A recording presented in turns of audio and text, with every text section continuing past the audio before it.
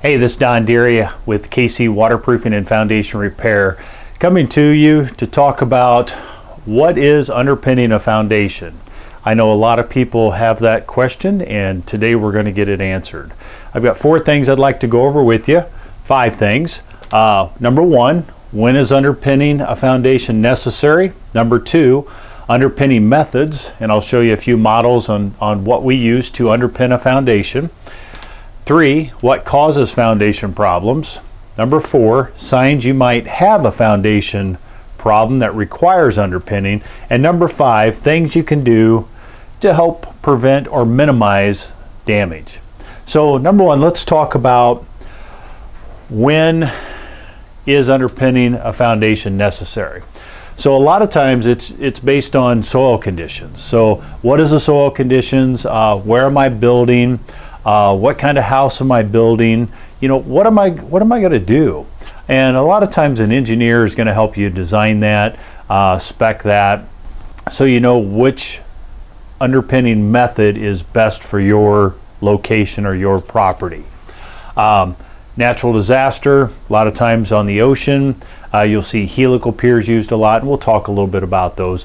Let's talk about number 2, underpinning methods. So we have 3 different methods. We have push piers, we have helical piers, and we have slab piers.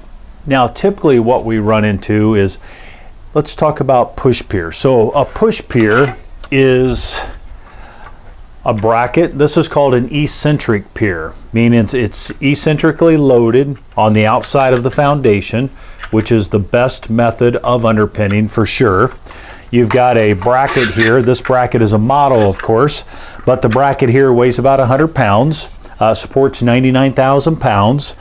It's got a adjustable top on it for lifting. It's got the brackets here on the back side, and then it's connected with 3.5 foot sections of pipe.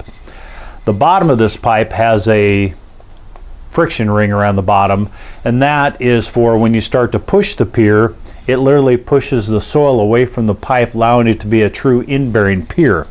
Then they're all coupled together, the bracket, and then this is how we support a foundation. And these are normally spaced 5 to 6 feet apart. The other method of a push pier is called a concentric pier. This is a bracket, once again it's a model, weighs about 60 pounds, made of steel, goes in underneath the foundation of the house.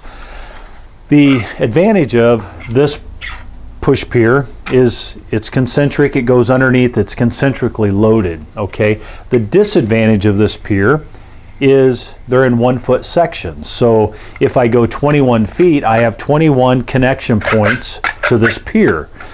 That pier, if I go 21 feet, I've got 6 connection points because the pipe's longer. Still using the same size, still pushing it down hydraulically down to load-bearing strata and or bedrock. So that's the 2 types of push piers that we have available. The other one is a helical pier, and a helical pier once again has a bracket just like you would on the regular pier, but a helical is a disc.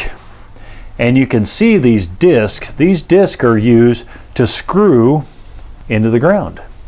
The oldest helical pier was developed in 1853 by Alexander Mitchell, and you'll find that a lot of lighthouses on the East Coast, a lot of mooring balls in the ocean are held with helical piers.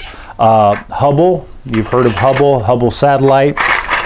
Any type of utility industry uses helicals a lot. So a very common type of anchor. And then you've got what's called a slab pier, and a slab pier once again is pushed down or screwed down, and that's what supports the structure. So those are the main underpinning methods, okay?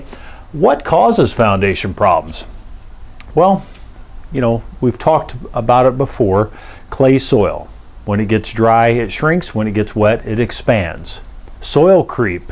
When you're building on the side of a house, the soil tends to move down the hill over a period of time. That's called soil creep. Then you have erosion, just from gutters, downspouts, poor drainage, water ponding around the house. That all causes damage to the soil and damage to the structure.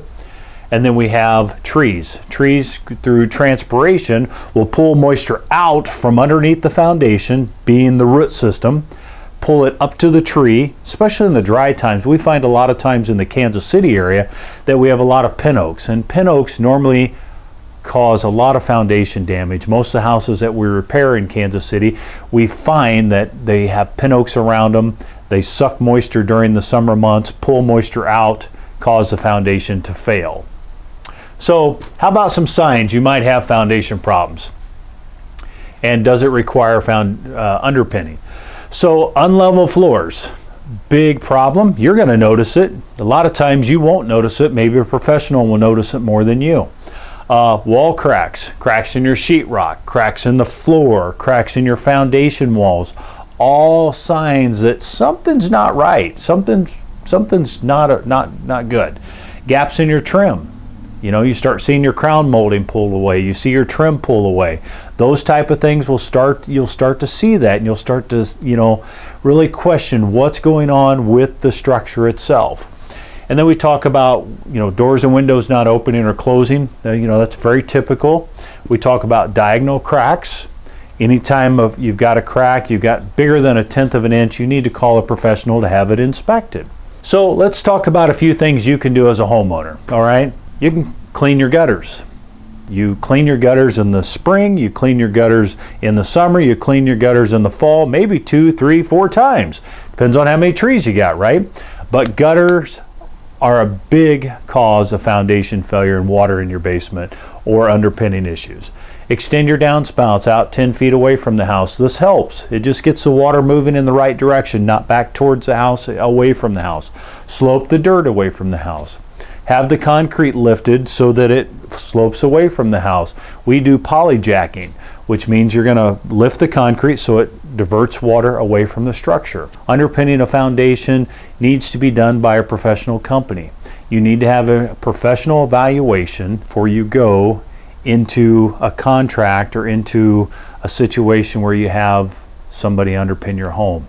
It's not as easy as 1, 2, 3. It takes a lot of skill. It takes a lot of years. That's why KC Waterproofing and Foundation Repair has been doing this over 39 years. We're locally owned and operated here in the Kansas City metropolitan area. If we can help you, give us a call. 816-505-9990. Thank you.